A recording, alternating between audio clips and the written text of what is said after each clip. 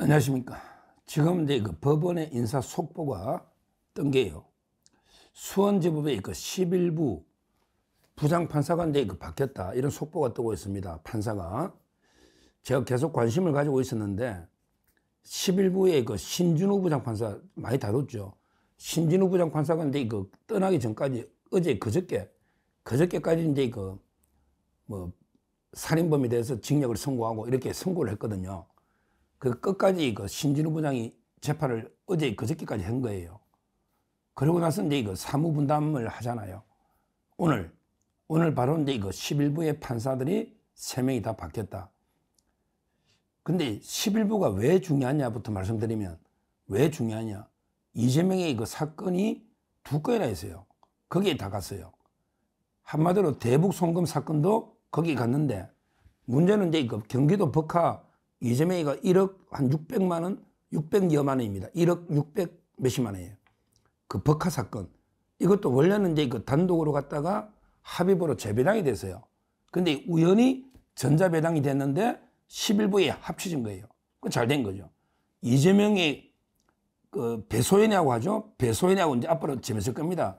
배소연하고 이재명하고 거기에 이제 그 비서실장의 놈. 지금도 이게 근무하고 있다니까. 제가 그 전에 이야기했잖아요. 비실장이. 지금도 이게 부시장은 어디 있다니까. 직위해제를 안 당하고 기소된. 이렇게 그 3명이 법화 재판이 하나 있고, 그 다음에 그 이화영하고 이제 김성태 회장 쌍방울, 그 다음에 이재명이 대북 송금. 이화영이가 대북 송금으로 처벌받은 게 아닙니다. 이화영에게 개인적으로 뇌물 받은 거하고, 그 다음에 대북 송금은 맞는데 외국환 관리법으로 받은 거, 그게 7년 8개월이에요. 그게, 그러니까 북한에 보낸 게 외국환 관리법도 되지만 중요한 거는 이게 뇌물이잖아. 북한에 보낸 게 제3자 뇌물이잖아. 이화영은 또 받는 거예요. 물론 이제 형량은 좀 줄여줄지 모르지만. 그러니까 준 사람은 김성태잖아. 따라서 이게 대북 송금은 이재명, 이화영, 김성태가 공범. 그 다음에 벅하는 비서실장하고 배소연, 이재명이가 공범. 이 두 사건이 다 11부에 있다. 아마 한 번에 재판 안 할 거고 2개 재판을 동시에 돌리되니까 앞으로 이게 11부가 진짜 중요하거든요. 특히 이화영이가 지금 대법원에 가 있는 게 기각이 되면요. 800만 불의 용도가 확정이 됐잖아. 확정이 되는 거예요. 용도가. 그러면 이게 이재명 재판은 아주 빨라지죠. 왜? 이제 800만 불이 북한에 이재명 방북비 300, 스마트팜 경기도 거 500만 달러. 이거는 더 이상 안 다투겠다 했거든. 그러면 이제 쟁점은 이재명이가 알았냐 몰랐냐. 이화영이가 보내는 걸 이게 알았냐 몰랐냐. 여기에 쟁점이 되고 17번 보도가 받았다. 17번. 따라서 이게 이재명으로서는 상당히 난감한데 이 재판이 올해 안에 끝날 수가 있거든요. 그러면 어떻게 된다? 이재명은 3군데 범죄자가 돼요. 국내법의 범죄자로 법정이 10년 이상 무기징역. 그 다음에 유엔 제재 위반이 되고, 그 다음에 미국의 독자 제재 위반이 되면 진짜 이게 미국의 극단적으로는 게 뭐 수용소 있잖아. 뭐 관타나모 이제 수용소 수용될 수도 있는 거예요.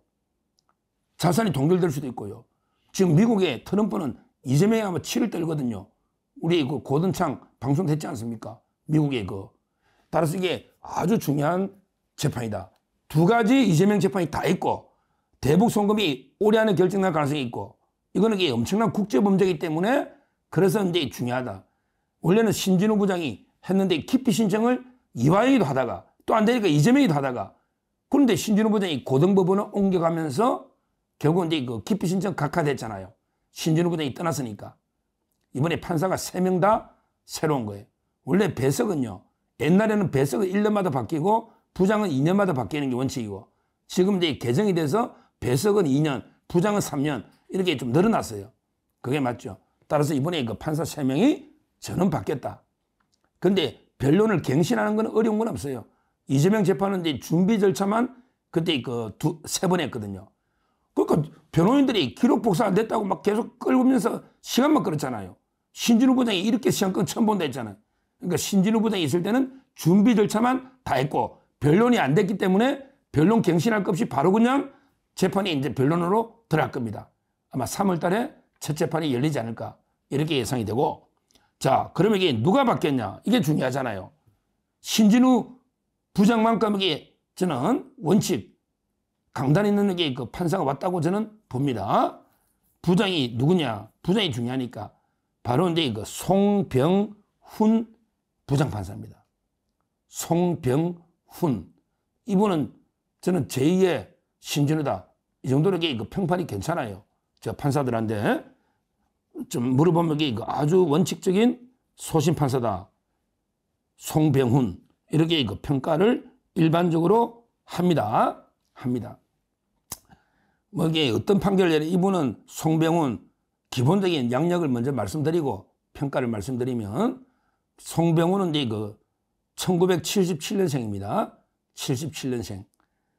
그 다음에 그 고향이 저는 고향도 많이 보거든요. 왜 아무래도 그 호남이 좀 좌파가 많아요. 그건 사실이거든요. 김동연이 보면 알잖아. 김동연이 뭐 지역 편견을 떠나서 그 신진훈하게 다 경남이었잖아요. 영남이었잖아요. 이분도 송병훈 부장판사도 고향이 경북 상주다. 경북 상주. 아주 경상도 할 때 경상도가 경주 상주 이게 경상도입니다. 원래 딴 게. 그러니까 상주가 옛날에 엄청나게 큰 도시고 아주 양반 도시입니다. 그게 그 고향이다. 상주. 그 다음에요. 와, 고등학교를 그 상주고등학교를 놓네. 보통 상주가 시골에가 시골을 많이 떠나거든. 저도 이게 합천에서도 대구나 이렇게 부산 떠나잖아요. 근데 상주에 엄청 오래 있었네요. 상주 고등학교를 졸업하고 그 다음에 그 성균관 대학을 법대를 졸업했다. 이렇게 됩니다. 그 다음에 사법고시는 1년 빨라 44에 붙었는데 연수원은 이제 1년 뒤에 들어간 것 같아요. 연수원을 치면 35기. 근데 사법고시는 44인데 그럼 연수원이 34가 돼야 되잖아. 1년 있다가 연수원 들어간 40, 그러니까 연수원은 35기다. 이렇게 보는 거예요. 이분이 뭐 판사로 상당히 그 강직하게 그 왔고요. 지금 상당히 원칙 판결한다. 언론에 소개된 판결은요. 보통 언론에 이분이 언론에서 이제 그 소개된 유명 판결은 삼성전자 뭐 이런 게 판결을 소개하고 있고 감사원, 감사위원 사망사건 이런 걸 소개하는데 그렇죠. 옛날에 그거 있다 보면 삼성전자 뭐 불산이나 이게 누출 사고 있잖아. 왜? 반도체나 LCD 가보면 이게 그 화학 물질이 누출돼가 사람들이 사망하는 이런 게 많잖아요. 산재 사고, 불산 누출 사고, 삼성전자. 그 다음에 그 홍정기 감사원의 감사위원 사망 사건 이런 게 좀 유명 사건으로 돼 있는데 이거는 뭐 정치 사건은 아니니까요. 옛날에 그 수원지법에 있을 때 삼성전자의 그 누출 사고 요거는 이제 그 원칙대로 협력업체는 벌금에 때렸지만 삼성전자 임원들은 무죄를 했거든요. 무죄를. 이건 이게 상당히 저는 잘했다. 이렇게 평가하고요.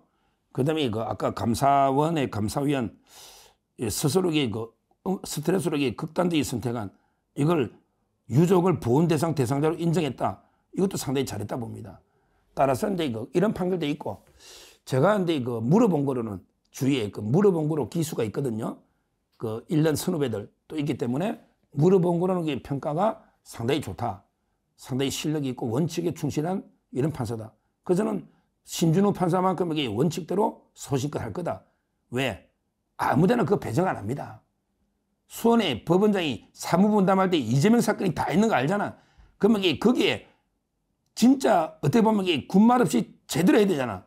그러니까 가장 실력 있고 원칙 소신이 있는 이런 판사를 배당합니다. 그리고 중요한 거는 판사가 기본적으로 동의를 해야 되거든요. 내가 한번 이재명 거 책임지고 한번 깔끔하게 한번 선고해 보겠다. 이런 동의가 기본적으로는 판사들이 동의가 전제하기 때문에 저는 소신이 있다. 내가 이재명 거 처리하겠다 자신 있게 이렇게 했지 않습니까? 따라서 상당히 믿을 만하다. 이렇게 평가를 합니다. 그 외에도 이제 배석 판사 2명도 배석도 중요하니까 요즘 배석도 나이 많아요. 배석 판사는 이제 차윤재 판사. 그 다음에 김라미, 여성 김라미. 이렇게 판사가 있는데요. 근데 이것도 마찬가지예요. 상당히 나이가 많아요. 차윤재 판사도 나이가 40입니다. 그러니까 차윤재 판사는 사법연수원생임. 연수원 끝날 때쯤이지만 43기 사법연수원 43기 수료하고 여러 군데 이거 판사를 하다가 오신 분이에요. 그러니까 실력이 있고 원칙이 있다는 거죠. 나이도 있고. 그러니까 배석도 중요합니다. 차윤재 판사. 그 다음에 김라미 판사는 로스쿨 사기니까 이것도 오래됐죠. 로스쿨 사기면 한 10년 이상 지났잖아요. 로스쿨 사기고 이제 그 법무법인의 대륙아주 유명한 법인이죠. 대륙아주 여기 그 변호사 하다가 판사로 2021년부터 왔다. 따라서 이제 그 배석들도 다 이제 그 판사 경력이 몇 년씩 되는 법조 경력은 다 10년이 넘는 이런 데 분들이고요. 무엇보다 이제 그 부장이 저는 상당히 그 평판이 괜찮은 실력 있는 원칙과 소신이 있는 이런 분이 왔다. 또 그런 분이 올 수밖에 없어요. 왜? 이재명 재판부가 11부 있다는 다 알기 때문에 뭐 그래 올 수밖에 없다. 송병훈 부장판사는요. 뭘 해야 된다? 신속하게 본인이 집중 심리해서 올해 안에 신속하게 그 대북 송금 판결을 선고를 해야 된다. 그 다음에 경기도 법카도 마찬가지고요. 그리고 흔들리면 안 돼요. 뭐 이재명이가 아이고 나게 대선 경선한대요. 오늘 뭐 안 가면 안 돼요. 이러면 이게 김동연처럼 예 오지 마십시오. 이게 아니고요. 단호하게 법대로 집중 심리를 해서 빨리 신속하게 끝내줘야 됩니다. 모든 사법 불신이 놓은 거는 이재명으로부터 선거법 1심이 2년 2개월을 끌어버렸잖아요. 2년 2개월. 6개월을 끌었는데. 그 다음에 대장동 재판은 지금 3년이 다 돼가는데 2년이 넘었는데 위례밖에 못했잖아. 위례. 여기서부터 이게 사법부가 무너진 거예요. 사법부를 무너뜨리는 게 이재명부터 이게 시작됐다고. 그러면 사법부를 바로 세우려면 이재명 재판부터 시작돼야 된다고. 이재명 재판부터 원칙대로 신속하게 그러고 법에 맞게 법정구속이나 이거 법정구속 넣을 수밖에 없잖아요. 아니 북한에 111억을 준 거예요. 800만 불. 111억 뇌물을 이게 법정구속이 안 되면 말이 안 되죠. 법정이 10년 이상인데 양형 기준에 하면 징역이 15년에서 25년 사이 노는 어마어마한 죄인데 법정구속을 해야죠. 그러니까 결국 송병훈 부장판사는 신속하게 재판하고 그다음에 이거 법에 따라 양형 기준에 따라 처벌해서 반드시 이재명을 법정 구속을 해야 된다. 구속을 해야 된다. 이렇게 제가 촉구하고 아마 그렇게 하지 않을까. 송병훈 부장판사의 그 진호기를 물어보면 그렇게 하지 않을까. 뭐 저는 이번에 제2의 신진우 판사가 이화영이 처음에 9년 6개월 때려버렸잖아. 2심 쫓각게도 9년 6개월. 이런 게 제2의 신진우 판사가 나타나서 원칙대로 한다. 이렇게 보면 되고 이재명이가 뭐 이걸 이제 기피 신청도 못하고 처음 온 판사인데 어떻게 기피 신청할 거야. 저는 신속하게 끝나고 시간 끌 방법이 없다. 이렇게 봅니다. 하여튼 그 수원을 봐야 돼요. 수원이 빨리 끝나거든. 두 개 있단 말이야. 대북 송금하고 법카가. 서울의 대장동, 위례, FC, 백현동도 중요하지만 일단 이재명을 운명을 보려면 이재명의 구속을 보려면 수원부터 봐야 된다. 이렇게 말씀드립니다. 감사합니다.